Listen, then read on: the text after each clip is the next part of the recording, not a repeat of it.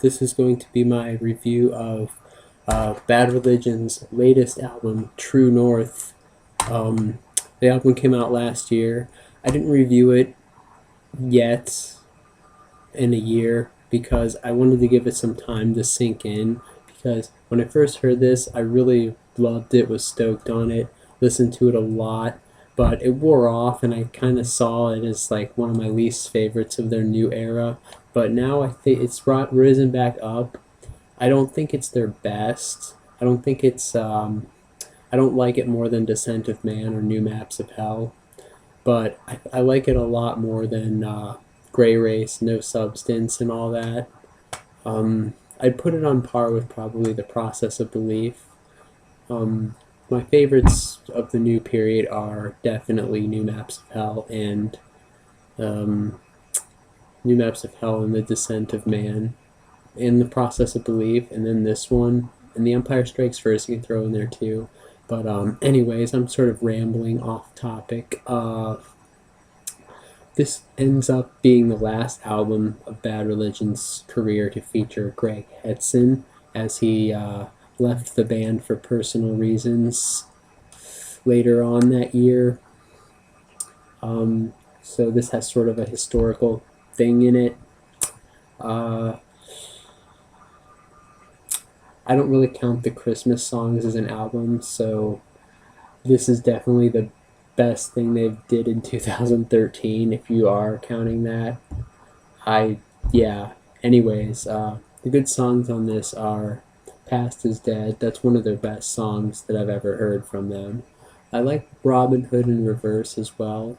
I kind of like Hello Cruel World. It's more of a slower song, but it fits their style, and I think Greg Graffin is the true star of Bad Religion. I know some people prefer Brett Gurewitz and say he's the one that makes Bad Religion, but I really think Dr. Graffin is the is the staple holding the band together. They could lose all the members except Greg, and I still think they would be pretty much Bad Religion. I mean, it sort of breaks off near the end. It gets sort of sloppy, and that's why I think I didn't care for this. Like, not sloppy, I don't mean to, like, degrade it, but it just sort of gets too, I don't know, the first half is more quality than the second half, I personally think, but I don't think they've, that's trend with their latest albums, is they sort of, their best stuff is sort of in the beginning, maybe the first 70% of the album, and then near the end it just sort of breaks off. New Maps of Hell broke that, of course, which is why that's one of my favorite albums by them. In the new era, of course, my favorite albums by Bad Religion are Suffer, Against the Grain, and No Control. But this is a good starting point if you aren't a Bad Religion fan, but I would personally recommend getting their older stuff, of course, Stranger Than Fiction, No Control, all those ones. Or if you want to get the newer ones, if you can find the newer ones, I would go for New Maps of Hell and Process of Belief, and even Empire Strikes First and Descent of Man. But this isn't a bad one. I do think it's probably my least favorite of their new period, but on that note, I still give it a 4 out of 5 stars, because it is Bad Religion. It is probably, I'm probably going to grow on me more. This might be a 5 out of 5 one day, but it's still a grower. I don't know. I'm ready for a new Bad Religion album. I hope this isn't their last one. I heard they're working on a new one, but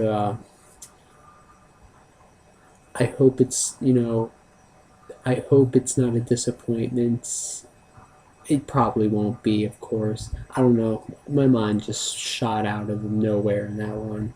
But anyways, I thought I would talk to you about this really cool poster from a pre-order too, a year ago. But I like the artwork on this too. It looks very collagey and gray. I think that's a new. I've never seen Bad Religion go, well, the Gray Race, of course, but actually, speaking of that, this album reminds me the most of the Gray Race for some reason. I don't know. It's not the gray cover, but it's probably, I don't know. It's just kind of, it's bland in some parts.